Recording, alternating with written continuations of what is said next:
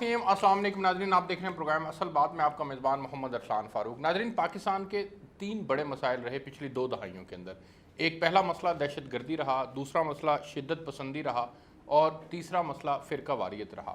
ہمارے علماء کرام نے اس کے اوپر مل بیٹھ کر ایک پیغام پاکستان جنوری 2018 کے اندر سائن کیا۔ اس وقت لگ بھگ کوئی 5000 کے قریب علماء کرام تھے جنہوں نے یہ سائن کیا تھا۔ یہ وہ ڈاکومنٹ ہے، یہ میرے سامنے ہے۔ اس وقت اس کے اوپر 10,000 سے زائد علماء کرام جو ہے وہ سائن کر چکے ہیں۔ اس پیغام پاکستان کے اندر بڑا واضح انداز کے اندر چند اصول اور چیزیں جو تھی وہ وضع کی گئی تھی، طے کر دی گئی تھی کہ پاکستان کو دہشت گردی سے کیسے بچانا ہے، فرقہ واریت سے کیسے بچانا ہے اور شدت پسندی کا مقابلہ کیسے کرنا ہے۔ اس کے لیے ہمارے بڑوں نے سر جوڑ کر یہ ایک ڈاکومنٹ تیار کیا تھا اور یہ بڑا یونیک قسم کا ڈاکومنٹ ہے۔ اس کی تمام شکیں اور چیزیں جو ہیں وہ میں 1 بائی 1 پروگرام کے اندر ڈسکس بھی کروں گا۔ اس کی روشنی کے اندر ایک اور ضابطہ اخلاق اس کی ضرورت پھر محسوس ہوئی اور اب یہ ترتیب دیا گیا ہے اور یہ کونسل آف اسلامک آئیڈیالوجی، اسلامی نظریاتی کونسل کے پلیٹ فارم سے جو ہے یہ اس کا ضابطہ اخلاق ایک بار پھر مرتب کیا گیا ہے اور یہ 20 نکات کے اوپر مشتمل ہے اور ان 20 نکات کو تقریباً یہ ایک جیسے نکات ہیں، اس کے اندر کچھ ایڈیشن ہے چیزوں کا، اس کے اوپر آج کے پروگرام کے اندر ہم بات کریں گے۔ اس ضابطہ اخلاق کی اہمیت کے اوپر روشنی ڈالنے کی کوشش کریں گے کہ ہم نے جب ایک 18 سال کا عرصہ جو ہے وہ بہت بڑا عرصہ ہوتا ہے، 9/11 کے بعد 2018 تک کی اگر میں بات کروں تو پاکستان کے اندر دہشت گردی بھی تھی، اس کی بنیادی وجہ جو تھی وہ شدت پسندی تھی، اس کے پیچھے فرقہ واریت کو بھی کہا جا سکتا ہے۔ لیکن پھر یہ 2 سال کے اندر ایسا کیا ہوا کہ ہمیں پھر جو ہے وہ ضابطہ اخلاق کو ایک بار پھر سے دیکھنا اور چیزوں کو کرنا پڑ گیا۔ پاکستان کے اندر وہ کون سے ایسے عناصر ہیں جو بار بار وحدت کا شرازہ جو ہے وہ بکھیرنے کی بات کرتے ہیں؟ ہم کیوں ایک قوم، ایک ملت اور ہم جو ہے وہ مل بیٹھ کر کیوں نہیں رہ سکتے؟ اس کے اوپر پروگرام کے اندر ہم بات کریں گے۔ میرے ساتھ آج تشریف رکھتے ہیں پیر سید ضیاء اللہ شاہ بخاری صاحب، آپ امیر ہیں متحدہ جمعیت اہل حدیث کے۔ سر آپ کا بہت شکریہ، آپ میرے ساتھ پروگرام کے اندر لاسٹ ویک بھی موجود تھے، اس دفعہ پھر آپ نے جو ہے وہ ہمیں عزت بخشی، آپ کا بہت مشکور ہوں میں۔ سید کاظم رضا نقوی صاحب، آپ مرکزی رہنما شیعہ علماء کونسل کے، آپ بھی لاسٹ پروگرام میں موجود تھے، سر آپ کا بہت شکریہ، آپ نے پروگرام کے اندر ہمیں جوائن کیا۔ ان کے ساتھ تشریف رکھتے ہیں مفتی سید عاشق حسین صاحب، مذہبی اسکالر ہیں، سر آپ کا بہت شکریہ مفتی صاحب، آپ نے پروگرام کے اندر جوائن کیا۔ میں سب سے پہلے سر اس کے اوپر آپ کی جو ہے وہ رائے لینا چاہوں گا، پیغام پاکستان کی روشنی میں ضابطہ اخلاق۔ سب سے پہلے تو اس کی اہمیت کے اوپر روشنی ڈالیں اور پھر اس بات کی ضرورت کے اوپر روشنی ڈالیے گا کہ 2018 کے بعد 2020 میں ہمیں ایک بار پھر جو ہے وہ چیزوں کو ریوزٹ کرنے کی ضرورت کیوں پڑی؟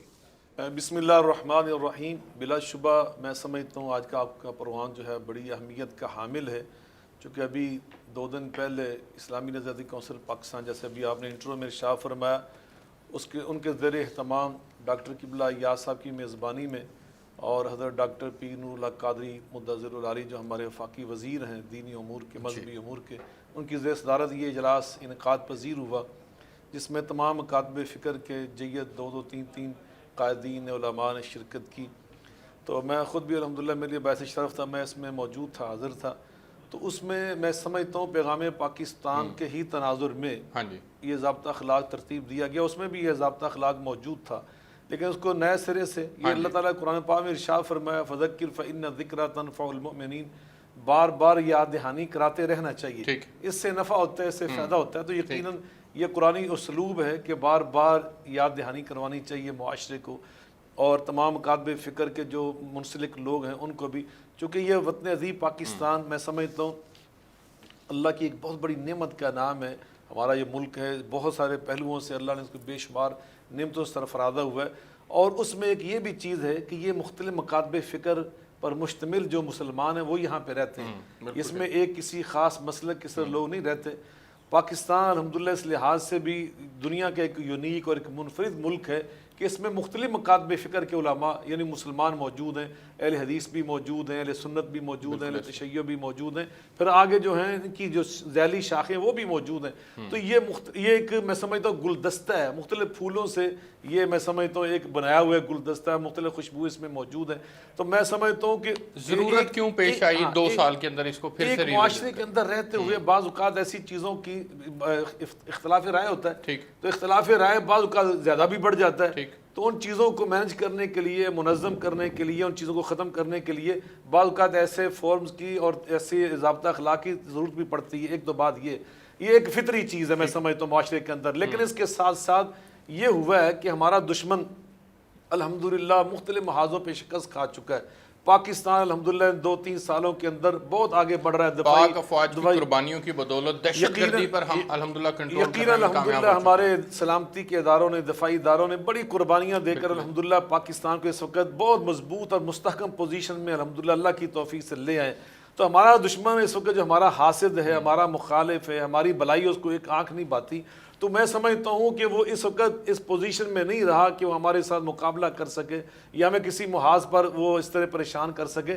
تو اس نے یہ آخری ایک پتہ کھیلنا تھا وہ اس نے کھیلا ہے، اس نے ہمیں مذہبی جو ہمارے تنازعات ہیں اس میں الجھانے کی کوشش کی ہے، لیکن میں سمجھتا ہوں اس موقع پر ہمارے تمام لوگوں نے مل کر، خاص طور پہ جو ہماری دینی قیادت تھی نا، میں سمجھتا ہوں انہوں نے سر جوڑ کر یہ ضابطہ اخلاق ترتیب دے کر دشمن کو بھی یہ پیغام دے دیا ہے کہ انشاءاللہ تمہاری یہ سازش پیوند خاک ہوگی، ناکام ہوگی۔ پاکستان کے تمام اکادب فکر سے منسلک مسلمان ایک قوم ہیں، ایک امت ہیں، اصول دین پہ آج بھی ہم متحد ہیں، ہمارے اندر کوئی اختلاف نہیں ہے۔ مجھے آگے بڑھنے دیں سید کاظم رضا نقوی صاحب، سر یہ فرمائیے گا کہ ہم نے چیزیں طے کی تھی، کیا کوتاہی کہاں پہ ہوئی ہم سے کہ ایک بار پھر اس طرح کے شر پسند عناصر جو تھے وہ ودن 2 ایئرز انہوں نے سر اٹھانے شروع کر دیے اور پھر ہمیں مل بیٹھ کر ایک بار پھر ضابطہ اخلاق کی طرف جانا پڑا؟ کیوں؟ بسم اللہ الرحمن الرحیم۔ سب سے پہلے تو آپ کا شکریہ کہ آپ نے ایک اہم موضوع پر اہم شخصیات مفتی عاشق حسین اور ضیاء بخاری صاحب کو بھی بلایا، مجھے بھی شرف حاصل ہوا۔ بنیادی طور پر آپ کا سوال نہایت اہم ہے، لیکن جس طرح بخاری صاحب نے بتایا کہ وقت کے ساتھ ہر ایک چیز کی ضرورت ہوتی ہے، اور اس کی اچانک ضرورت اس لیے محسوس ہوئی، ایک طرف تو اشارہ کر دیا بخاری صاحب نے، دوسری چیز میں عرض کرنا چاہتا ہوں۔ دیکھو، فرقہ واریت پھیلانے والے ہر دور میں انتظار میں رہتے ہیں ہمیں موقع ملے۔ ایک تو یہ ہوتا ہے کہ جو کونے خدروں میں چلے جاتے ہیں نا، وہ انتظار میں ہوتے ہیں کوئی چیز ہمیں کمزوری نظر آئے، ہم اپنی آواز بلند کر کے اپنے آپ کو نمایاں کریں کہ ہم ہیں ملک بچانے والے، ہم ہیں دین کی مذہب کی خدمت کرنے والے۔ جیسے گزشتہ دنوں میں جناب سیدہ فاطمہ الزہرا سلام اللہ علیہ کے خلاف ایک جلالی ملعون نے بکواس کی، تو اس کی حمایت میں چند لوگ نکل آئے، جی ہم محرم نہیں ہونے دیں گے۔ چونکہ وہ کونے میں پڑے ہوئے تھے، نکلنے کے لیے یہ آواز بلند کی، پھر گرفتار ہوئے، پھر معافی مانگ کے واپس۔ انہوں نے آواز کیوں بلند کی؟ کہ مجھے بھی دیکھا جائے، میں بھی یہاں دنیا میں رہنے والا ہوں۔ اسی طریقے سے یزیدی لوگ جو ہیں ہر جگہ پر فرقہ واریت، وہ اس انتظار میں ہوتے ہیں، اور وہ قوتیں جو اسلام اور پاکستان کو پھلنا پھولتا نہیں دیکھنا چاہتے، اسلامی قوت سب سے بڑی عظیم قوت جو ہمارے نگاہ میں ہے ظاہری، سعودی عرب کی، سعودی عرب پر ہتھ کنڈے ڈالے جا رہے ہیں۔ پورا ملک، چاہے امریکہ ہو دیگر ہو، آپ کی نگاہ میں ہو، جو میں نشاندہی عرض کرنا چاہتا ہوں، یقیناً اس کی بزرگان بھی تائید کریں گے کہ اسرائیل کو تسلیم کرنے کے لیے ایک عجیب قسم کا جال بچھایا ہوا ہے، اور وہ اس حوالے سے بھی ہمیں ہمیشہ منتشر دیکھنا چاہتے ہیں۔ ابھی محرم الحرام انہی بزرگ علماء ہماری لاہور پاکستان کی انتظامیہ کے ذریعے، فوج کے ذریعے بہترین 73 سال میں بہترین محرم گزرا، اور ایک آنکھ نہ بھایا دشمنان پاکستان اور دشمنان اسلام کو۔ تو انہوں نے یہ نیا شوشہ شروع کر دیا، نعوذ باللہ من ذالک۔ دنیا میں جو جوتی کے قابل ہے یزید، اس کو رحمت اللہ اور وغیرہ وغیرہ کہنا شروع کر دیا، اور ایسے لوگوں نے کہنا شروع کر دیا جن کے کہنے پہ ہم چاند دیکھتے تھے، جن کے کہنے پہ ہم ساری باتیں سنتے تھے، جن کے فتوے کو ہم مانتے تھے، یزیدی چہرے سامنے آنے شروع ہوئے۔ اور جو آپ بات کہہ رہے ہیں اس کے جواب میں آج جو علماء تشریف لائے ہیں، ہمیں تل دھرنے کی جگہ نہیں، لاہور میں ہر مقام پر اس یزیدی قوت کو جواب دیا جا رہا ہے، 40 کے موقع پر پورے پاکستان۔ بالکل ٹھیک ہے، جواب دیا جا رہا ہے۔ میں یہی چاہتا ہوں کہ پاکستان کے اندر ایک پرامن فضا ہو، ایک یکجہتی کا مظاہرہ ہو اور اتحاد کی بات ہو، اور یہی جو ہے جو انتشار کی بات کرتے ہیں لوگ، ان کو ہمیشہ سے جو ہے وہ ان کی حوصلہ شکنی ہونی چاہیے اور ان کو منع کرنا چاہیے، ان کو خاموش کروانا بہت ضروری ہے۔ مفتی سید عاشق حسین صاحب، مجھے ایک بریک پہ بھی جانا ہے، میں چاہ رہا ہوں کہ آپ کا بھی تفصیلی موقف آ جائے۔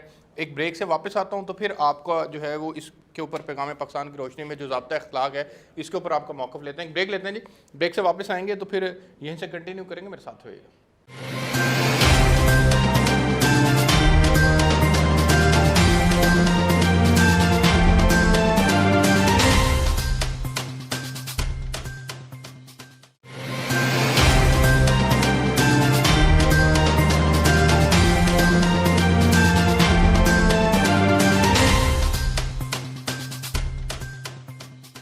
जी वेलकम बैक नाजरीन। अच्छा मुफ्ती आशिक हुसैन साहब, सर गुजारिश ये है कि मुख्तलिफ मकातब फ़िक्र में इख्तलाफात होते हैं और इख्तलाफात ये फ़िकी इख्तलाफात भी हैं, नज़रियाती इख्तलाफात भी हैं। इसका होना कोई बुरी बात नहीं है। एथिक्स ऑफ डिसएग्रीमेंट तय हो जाने चाहिए, चीज़ें तय हो जाएं और फिर उसके ऊपर बाकायदा जो है वो एक दूसरे को इसकी तालीम भी होनी चाहिए, दरसगाहों में इसका पढ़ाया भी जाना चाहिए, इसमें कोई हर्ज नहीं है। ये पैगाम पाकिस्तान के अंदर ये बात भी लिखी हुई है। लेकिन इसके बावजूद हमारे डिसएग्रीमेंट्स इतने ज़्यादा बढ़ जाते हैं कि हम नापसंदीदगी जो है वो हमारे यहाँ इतनी बढ़ जाती है जिसकी वजह से हम उसको अपनी ज़ातियात से निकाल कर इस्लाम के तनाजुर के अंदर देखना शुरू कर देते हैं और वो फिर देखते देखते बात यहाँ तक बढ़ जाती है कि वो नफ़रत तक बात फैल जाती है। इसके ऊपर रोशनी डालिएगा कि ऐसा क्यों होता है। बिस्मिल्लाहिर्रहमानिर्रहीम, इन्नल्लाहा मअस्सादिकीन, सदक़ल्लाहुल अज़ीम।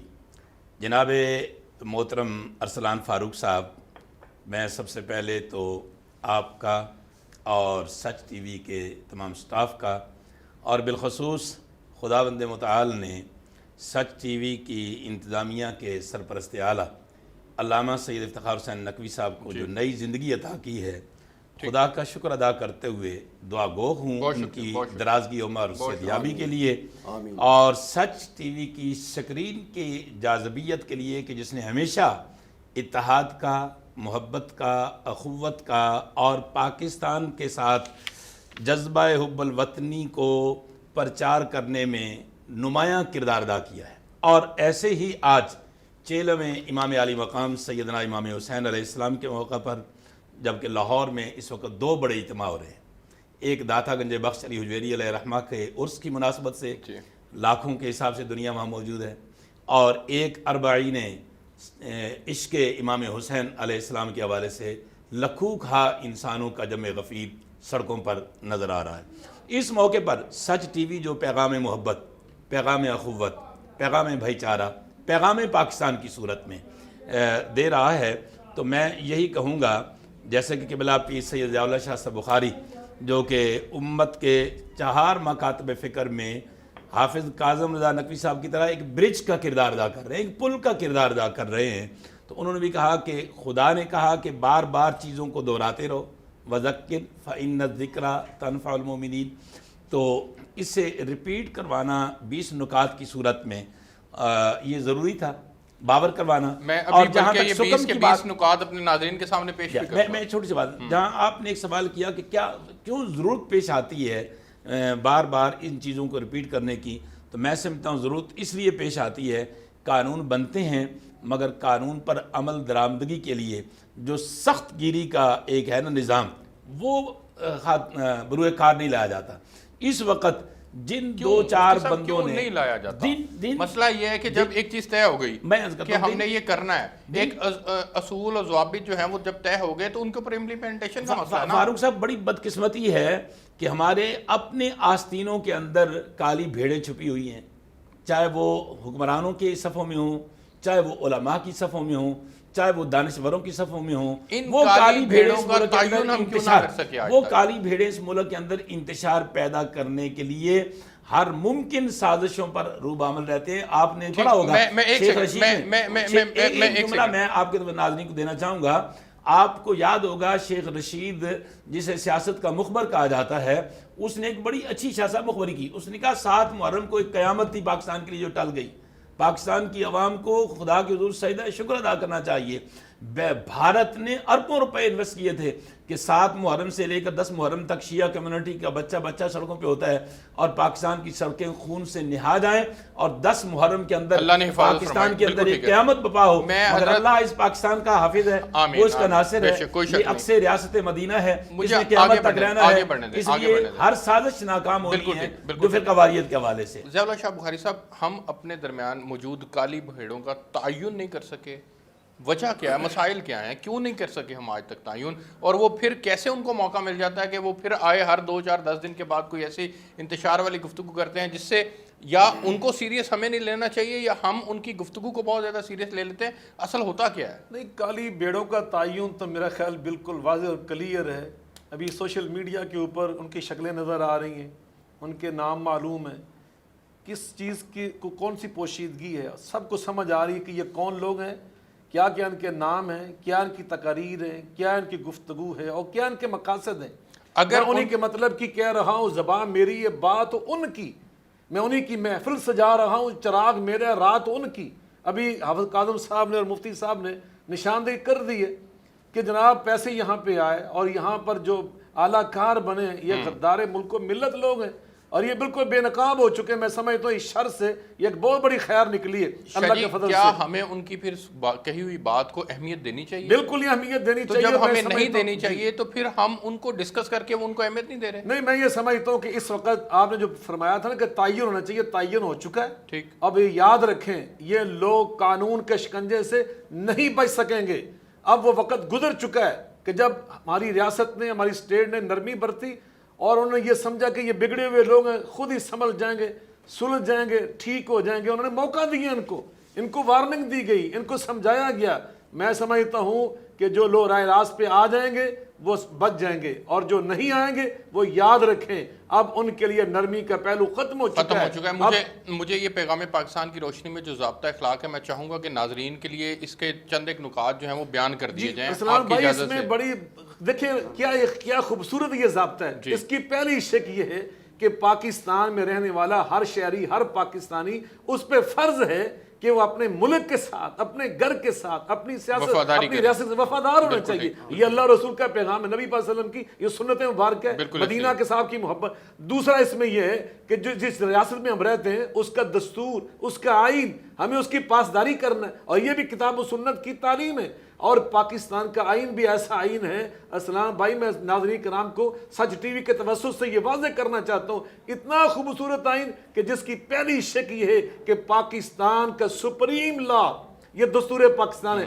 پہلی شک کہ پاکستان کا سب سے بڑا قانون, سپریم لا, وہ اللہ کا قرآن ہے اور سیدہ فاطمہ جان کے بابا جان کا وہ فرمان ہے, قرآن و حدیث. یہ اس کا تیسرا اس میں کیا ہے کہ ہر رہنے والا شہری اس کو بنیادی انسانی حقوق وہ حاصل ہیں اور اس میں عقیدے کی آزادی ہے اور اپنی گفتگو اور اپنے معافی ضمیر کی آزادی ہے. یہ ساری چیزیں میں آپ کی چاروں کے ناظرین کے لیے پیش کر دوں تو زیادہ بہتر ہو جائے گی, آسانی ہو جائے گی. اس میں آخری میں کہتا ہوں, اس میں یہاں تک لکھا ہے کہ ہر مسلک سے منسلک جو بندہ ہے اس کو آزادی کہ اپنے مذہب کے مطابق, اپنے عقیدے کے مطابق زندگی بسر کرے. یہاں تک اس میں درج ہے کہ جو غیر مسلم ہمارے شہری ہیں, جو غیر مسلم کرسچن لوگ رہتے ہیں, ہندو رہتے ہیں, سکھ رہتے ہیں, پارسی رہتے ہیں, ان کو بھی حق حاصل ہے کہ وہ مذہبی آزادی کے طور پر اپنی رسومات, اپنی عبادات, اپنے مذہب اور اپنے دین کے مطابق وہ بسر کریں. تو یقیناً یہ کتنا خوبصورت ضابطہ ہے. میں ناظرین کے لیے پیغام پاکستان کی روشنی میں جو ضابطہ اخلاق طے ہوا ہے اس کے 20 نکات ہیں, وہ میں آپ کے سامنے رکھتا ہوں. پہلا ہے جی, تمام شہریوں کا یہ فرض ہے کہ وہ اسلامی جمہوریہ پاکستان کے دستور کو تسلیم کر لیں, ریاست پاکستان کی عزت اور تکریم کو یقینی بنائیں اور ہر حال میں ریاست کے ساتھ اپنی وفاداری کے حلف کو نبھائیں. دوسرا, اسلامی جمہوریہ پاکستان کے تمام شہری دستور پاکستان میں درج تمام بنیادی حقوق کے احترام کو یقینی بنائیں. ان میں مساوات, سماجی اور سیاسی حقوق, اظہار خیال, عقیدہ, عبادت و اجتماع کی آزادی شامل ہے. تیسرا ہے جی, دستور پاکستان کی اسلامی ساخت اور قوانین پاکستان کا تحفظ کیا جائے. پاکستان کے شہریوں کو یہ حق حاصل ہے کہ شریعت کے نفاذ کے لیے پرامن جدوجہد کریں. اسلام کے نفاذ کے نام پر جبر کا استعمال, ریاست کے خلاف مسلح کارروائی, تشدد اور انتشار کی تمام صورتیں بغاوت سمجھی جائیں گی اور یہ شریعت کی روح کے خلاف ہیں اور کسی فرد کو یہ حق حاصل نہیں ہے کہ وہ حکومتی, مسلح افواج اور دیگر سیکیورٹی کے اداروں کے خلاف کہ افراد سمیت کسی بھی فرد کو کافر قرار دیں. یہ سب سے اہم جو ہے وہ لائن اس کے اندر طے ہو گئی. علماء و مشائخ اور زندگی کے ہر شعبہ سے متعلقہ افراد کو چاہیے کہ وہ ریاست اور ریاستی اداروں, خاص طور پر قانون نافذ کرنے والے اداروں اور مسلح افواج کی بھرپور حمایت کریں تاکہ معاشرے سے تشدد کو جڑ سے اکھاڑ دیا جائے. हर फर्द रियासत के खिलाफ लसानी, इलाकाई, मजहबी और फ़िरका वाराना तासुबात की बुनियाद पर चलने वाली तहरीकों का हिस्सा बनने से गुरेज करे। रियासत ऐसे गिरोहों के खिलाफ सख्त कार्रवाई करेगा। ये वही ऑलमोस्ट नुकात हैं जो पैगाम पाकिस्तान की रोशनी में। वो वक्त गुजर चुके, अब नरमी नहीं होगी, अब ऐसे लोगों के खिलाफ घेरा तंग होगा, घेरा तंग होना चाहिए। कोई शख्स फ़िरका वाराना नफरत, मुसल्लह फ़िरका वाराना तनाज़ा और जबरन अपने नजात किसी दूसरे पर मुसल्लत ना करे, क्योंकि ये शरीयत की खुली खिलाफ वर्जी और फ़साद फिल अर्ज़ है। कोई निजी या सरकारी या मजहबी तालीमी अदारा अस्करियत की तबलीग ना करे। अच्छा, इसमें सरकारी अदारे की भी बात की गई है। सरकारी अदारा तो अस्करियत की तबलीग की वो नहीं करता ना, लेकिन बहरहाल अच्छा है अगर इसको नोट कर दिया गया तो। इसका मतलब ये होता है कि जैसे हमारे सलामती के इदारे हैं, हमारे दिफाई इदारे हैं, हमारे अदालती इदारे हैं, हमारी पार्लियामेंट है, उनके बारे में बाज़ औक़ात कई ऐसे लोग होते हैं कि जो मैं समझ नीम खानदा जो लोग होते हैं वो मौजूद होते हैं। बिल्कुल ठीक है। जी हाँ, इनकी तरबियत ना दे और नफरत अंगेज़ी, इंतहा पसंदी और तशद्दुद को फ़रोग़ ना दे। ऐसी सरगर्मियों में मुलव्वस अफराद और अदारों के खिलाफ कानून के मुताबिक सबूत और शवाहिद की बुनियाद पर सख्त कार्रवाई की जाएगी। इंतहा पसंदी, फ़िरका वारियत और तशद्दुद को फ़रोग़ देने वालों ख्वाह वो किसी भी तंजीम या अक़ीदे से हों के खिलाफ सख्त इंतज़ामी और ताज़ीरी इक़दामात किए जाएंगे। इस्लाम के तमाम मकातिब फ़िक्र का ये हक़ है कि वो अपने अपने मसालिक और अक़ाइद की तबलीग करें, मगर किसी को किसी शख्स, अदारे या फ़िरके के खिलाफ नफ़रत अंगेज़ी और एहानत पर मबनी जुमलों या बेबुनियाद इल्ज़ामात लगाने की इजाज़त नहीं होगी। मैं चाहूँगा हाफ़िज़ सईद काज़िम रज़ा नकवी साहब कि ये जो 10 नंबर पॉइंट है सर, इसके ऊपर थोड़ी सी नाज़रीन के लिए रोशनी डालें कि जितने तमाम मकातिब फ़िक्र हैं उनको अपने अपने मसालिक और अक़ाइद की तबलीग की इजाज़त है, लेकिन उसका जो दायरा है उस दायरे के ऊपर ज़रा रोशनी डालिएगा, जिसके अंदर ये इन्होंने तो ये वाज़ह कर दिया है कि किसी शख्स, अदारे या फ़िरके के खिलाफ नफ़रत अंगेज़ी ना हो अपनी तबलीग करते हुए, और एहानत पर मबनी जुमलों और बेबुनियाद इल्ज़ामात लगाने की इजाज़त ना हो।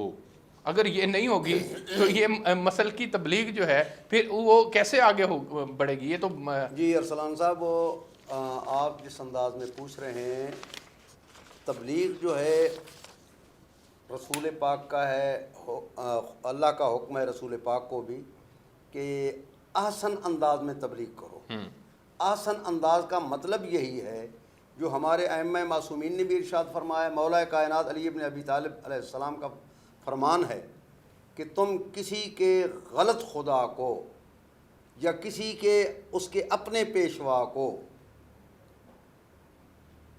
अलल ऐलान कतअन ये लफ्ज़ ज़बान से इस्तेमाल न करो, वरना तुम हमारे मानने वाले नहीं। कुरान की आयत अफसर वला तसब्बुल्लज़ीन यदऊना मिन दुनिल्लाह, कुरान मजीद की है। बिल्कुल उसी हवाले से मौला कायनात अली इब्न अबी तालिब ने खुसूसी हुक्म फरमाया है। नहजुल बलागा भी गुफ्तगू वही है, अल्लाह का कलाम है इनकी ज़बान से।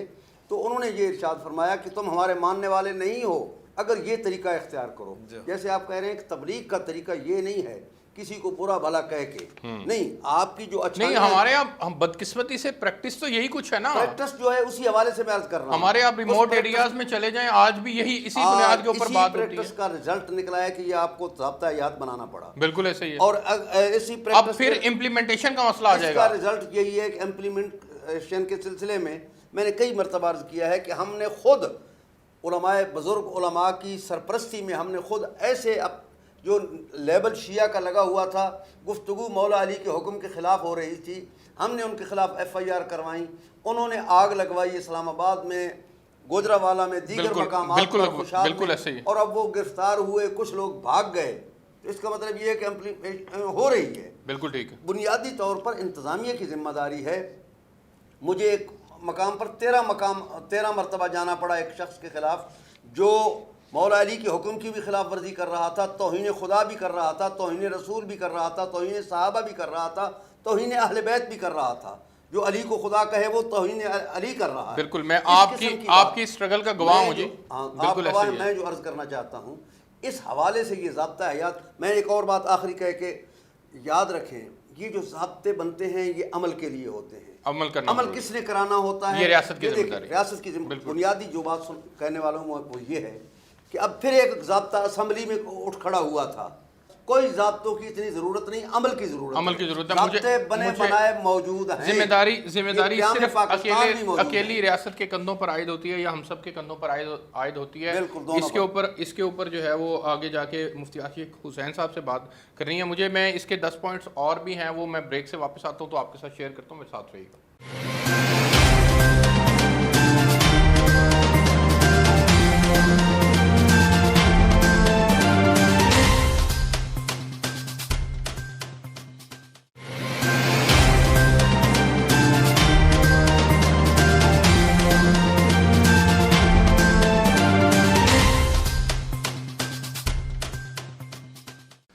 جی ویلکم بیک ناظرین. آج ہم گفتگو کر رہے ہیں پیغام پاکستان کی روشنی میں جو ضابطہ اخلاق طے ہوا تھا اس کے اوپر. اس کے 10 پوائنٹس میں آپ کو پہلے بتا چکا ہوں. اس کا 11واں پوائنٹ ہے کوئی شخص خاتم النبیین حضرت محمد مصطفیٰ صلی اللہ علیہ وآلہ وسلم، جملہ انبیاء کرام، امہات المومنین، اہل بیت اطہار، خلفائے راشدین اور صحابہ کرام کی توہین نہیں کرے گا. کوئی فرد یا گروہ قانون کو اپنے ہاتھ میں نہیں لے گا، نہ ہی توہین رسالت کے کیسز کی تفتیش یا استغاثہ میں رکاوٹ نہیں بنے گا. کوئی شخص کسی مسلمان کی تکفیر نہیں کرے گا اور صرف مذہبی اسکالر ہی شرعی اصولوں کی وضاحت مذہبی نظریے کی اساس پر کرے گا. البتہ کسی کے بارے میں کفر کے مرتکب ہونے کا فیصلہ صادر کرنا عدالت کا دائرہ اختیار ہے. مسلمان کی تعریف وہی معتبر ہوگی جو دستور پاکستان میں ہے. کوئی شخص کسی قسم کی دہشت گردی کو فروغ نہیں دے گا، دہشت گردوں کی ذہنی اور جسمانی تربیت نہیں کرے گا، ان کو بھرتی نہیں کرے گا اور کہیں بھی دہشت گرد سرگرمیوں میں ملوث نہیں ہوگا. سرکاری، نجی اور مذہبی تعلیمی اداروں کے نصاب میں اختلاف رائے کے آداب کو شامل کیا جائے گا، کیونکہ فقہی اور نظریاتی اختلافات پر تحقیق کرنے کے لیے سب سے موزوں جگہ صرف تعلیمی ادارے ہوتے ہیں. تمام مسلم شہری اور سرکاری حکام اپنے فرائض کی انجام دہی اسلامی تعلیمات اور دستور پاکستان کی روشنی میں کریں گے. بزرگ شہریوں، خواتین، بچوں اور دیگر تمام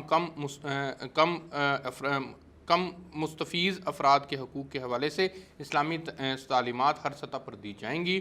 پاکستان کے غیر مسلم شہریوں کو یہ حق حاصل ہے کہ وہ اپنے مذہب اور مذہبی رسومات کی ادائیگی اپنے اپنے مذہبی عقائد کے مطابق کریں. یہ بڑا اہم پوائنٹ ہے. اسلام خواتین کے حقوق کا تحفظ کرتا ہے. کسی شخص کو یہ حق حاصل نہیں ہے کہ وہ خواتین سے ان کے ووٹ، تعلیم اور روزگار کا حق چھینے اور ان کے تعلیمی اداروں کو نقصان پہنچائے. ہر فرد غیرت کے نام پر قتل، قرآن پاک سے شادی، وننگ، کاروکری اور وٹا سٹا سے باز رہے، کیونکہ یہ اسلام کی روشنی سے ممنوع ہے. کوئی شخص مساجد، ممبر و محراب، مجالس اور امام بارگاہ میں نفرت انگیزی پر مبنی تقاریر نہیں کرے گا اور فرقہ وارانہ موضوعات کے حوالے سے اخبارات اور ٹی وی یا سوشل میڈیا پر متنازع گفتگو نہیں کرے گا. آزادی اظہار اسلام اور ملکی قوانین کے ماتحت ہے، اس لیے میڈیا پر ایسا کوئی پروگرام نہ چلایا جائے جو فرقہ وارانہ نفرت پھیلانے کا سبب بنے اور پاکستان کی اسلامی شناخت کو مجروح کرے. مفتی صاحب، انتہائی اہم ڈاکومنٹ ہے یہ. اس نے ہمارے تمام تقریباً مسائل کے اوپر روشنی بھی ڈالی ہے اور ان کے حل کا طریقہ کار بھی بتا دیا، ان کا حل بھی بتا دیا. اب پھر مسئلہ آ جاتا ہے امپلیمنٹیشن کا. اب یہ ذمہ داری اکیلی ریاست کے کندھوں کے اوپر ڈالیں گے تو تب بھی بات نہیں بنے گی، علماء کرام کے کندھوں پر ڈالیں گے تب بھی بات نہیں بنے گی. سوسائٹی کے تمام سیکشنز کو ایکٹیو ہونے کی ضرورت ہے تاکہ اس کے اوپر امپلیمنٹیشن جو ہے وہ ممکن ہو سکے اور مسائل کا حل جو ہے وہ نکل سکے. اس کے لیے آپ کیا سمجھتے ہیں کہ جو علماء کرام کا کردار ہے، جو آپ کا کردار ہے، اس کردار میں مزید کتنا آگے بڑھنے کی ضرورت ہے؟ ارسلان فاروق صاحب، بڑی اچھی بات آپ نے کہی اور مجھ سے قبل میرے بزرگ علماء اکرام پیر ضیاء اللہ شاہ صاحب بخاری اور حافظ کاظم رضا نقوی صاحب نے قوم کی بڑی صحیح معنوں میں رہنمائی کی ہے. اور میں سمجھتا ہوں کہ 3 مقام پر اگر محنت کی جائے تو یقیناً فرقہ واریت پھیلانے والے تمام دہشت گردوں اور انتہا پسندوں کے ارادے خاک میں مل سکتے ہیں. وہ 3 مقام کون سے ہیں؟ ایک تو مسجد ہے، دوسرا مدرسہ ہے، تیسرا تھانہ ہے. مسجد کے اندر جو اللہ نے ضابطہ اخلاق دیا ہے، ادعو الی سبیل ربک بالحکمہ والموعظۃ الحسنہ. اگلا جملہ ناظرین، قرآن کہتا ہے وجادلہم باللتی ہی احسن. تم لڑ کر جھگڑالو انداز میں میری بات لوگوں تک نہ پہنچاؤ، بڑے میٹھے، دھیمے اور پیار بھرے انداز میں بات کرو کہ تمہاری بات لوگوں کے دلوں میں اثر کرتی جائے. یہ ضابطہ اخلاق اللہ نے بھی گفتگو کا، تقریر کا، بیان کا ارشاد فرمایا ہے. اور مسجد کا کردار، ممبر پر بیٹھے ہوئے عالم دین کو کم از کم 5 منٹ حکومت باقاعدہ تھانے کی سطح پر رپورٹ لے ہر محلے کی مسجد کے خطیب سے کہ اس نے اتحاد اور وحدت اور ملک کی بقا و سلامتی کے لیے اپنی گفتگو کے آخری 5 منٹ، جب مسجد کھچا کھچ بھر جاتی ہے تو پیغام پاکستان اس نے دیا ہے یا کہ نہیں دیا. دوسرا یہ ہے کہ مدارس کے اندر شاہ صاحب کی بلا حافظ صاحب ہو گئے، ایسے لوگ جو صلح جو عالم ہیں، جو مصلح عالم ہیں، ان کو بلا کر شیعہ، سنی، دیوبندی، اہل حدیث اکابر علماء کو ان بچوں کے سامنے اکٹھا بٹھایا جائے، بیان کروایا جائے، تاکہ جو تھیوریکل ہوتی ہیں جی یادیں، یہ بھول جاتی ہیں. جو پریکٹیکل ہوتی ہیں وہ بچپن کی یادیں بڑھاپے تک ساتھ دیتی ہیں. جب وہ ان کو اکٹھا بیٹھا ہوا ناظرین دیکھیں گے تو یقیناً وہ کل کسی فرقہ پرست مولوی کے ہاتھ اعلی کار نہیں بنیں گے۔ اور تیسری بات جو علامہ طاہر اشرفی صاحب جن کا آج بیان تمام اخبارات میں چھپا ہے، ان کا کہ ہم محلے کی سطح پر بین المسالک کونسلیں بنائیں گے۔ یہ بین المسالک کونسلیں جو ہیں تھانہ اس کو لیڈ کریں، اس میں عوامی لوگ جب شامل ہو جائیں گے تو جس طرح مسجد کمیٹی ائمہ اور خطباء کو کنٹرول کرتی ہے، یہ تھانہ کنٹرول کرے گا، تو انشاءاللہ پیغام پاکستان میں علامہ افتخار حسین نقوی صاحب کا یہ پیغام پھر منشور بن جائے گا کہ اپنا مسلک چھوڑو مت، ارسلان صاحب اپنا عقیدہ چھوڑو مت اور دوسرے کے عقیدے کو چھیڑو مت۔ یہی علامہ افتخار حسین نقوی صاحب نے بطور ایک تحریک کے پیغام پاکستان کو گھر گھر پہنچایا ہے۔ حضرت سیرت رسول صلی اللہ علیہ وسلم کی روشنی میں جو اتحاد کی گفتگو کی گئی ہے، اتحاد کی بات کی گئی ہے، اس کے اوپر ذرا میرے ناظرین کے لیے روشنی ڈالیے گا۔ دیکھیں نبی کریم علیہ الصلوۃ والسلام کا تو جو پیغام ہے وہ آپ نے اپنے طرز مبارک سے بھی، طرز حیات سے بھی اور آپ کے ارشادات سے بھی، وہ تو ہے ہی اتحاد کا۔ آپ فرماتے ہیں وعد، یعنی قرآن اللہ نے آپ پہ نازل فرمایا وَاعْتَصِمُوا بِحَبْلِ اللَّهِ جَمِيعًا وَلَا تَفَرَّقُوا۔ آپ فرماتے ہیں مَثَلُ الْمُؤْمِنِينَ فِي تَعَاطُفِهِمْ وَتَرَاحُمِهِمْ كَمَثَلِ الْجَسَدِ الْوَاحِدِ إِذَا اشْتَكَىٰ مِنْ عُضْوٍ تَدَاعَىٰ لَهُ سَائِرُ الْجَسَدِ بِالسَّهْرِ وَالْحُمَّىٰ۔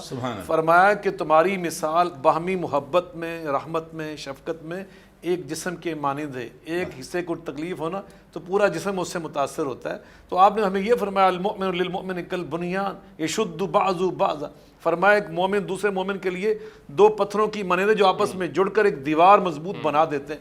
تو آپ نے تو ہمیں ایک مضبوط دیوار بنانے کا پیغام دیا ہے، تو انشاءاللہ الرحمن آپ کی ان ارشادات پر عمل کرتے ہوئے یہ ضابطہ اخلاق ترتیب دیا گیا ہے، یہ پیغام پاکستان تشکیل دیا گیا ہے، اور اس پہ الحمدللہ مسلسل محنت ہو رہی ہے۔ اور آپ یقین جانیں، آپ بار بار پوچھ رہے تھے، میں اس کے حوالے سے ایک جملہ عرض کرنا چاہتا ہوں۔ حضرت حافظ صاحب نے اور مفتی صاحب نے اس میں بہت خوبصورت انداز سے ارشاد فرما دیا۔ میں ایک جملہ یہ عرض کرنا چاہتا ہوں کہ یقیناً اس پورے پیغام پاس اندر پوری قوم کی ذمہ داری لگائی گئی، اس میں علماء کی ذمہ داری بھی لگائی گئی، اور اس میں عوام الناس کی، ہر شہری، بعد یہاں شروع ہر شہری اس بات کا پابند ہے۔ اور آخری جو 20واں اس کا جو نقطہ ہے نا، اس میں ہے ہمارا جو میڈیا ہے، ہمارے ذرائع ابلاغ، وہ بھی اس بات کے پابند ہیں کہ وہ فرقہ وارانہ انداز کی گفتگو وہ نشر نہیں کریں گے، نہ ایسے پروگرام تشکیل دیں گے۔ میں سچ ٹی وی کی سچی بات انتظامیہ کو مبارکباد پیش کرتا ہوں کہ جنہوں نے ایسے پروگرام ہمیشہ تشکیل دیے، آپ جیسے لوگوں کو لا کے بٹھایا، کہ جنہوں نے ہمیشہ اتحاد امت کا پیغام دیا ہے، پیغام پاکستان کو انہوں نے عام کیا ہے۔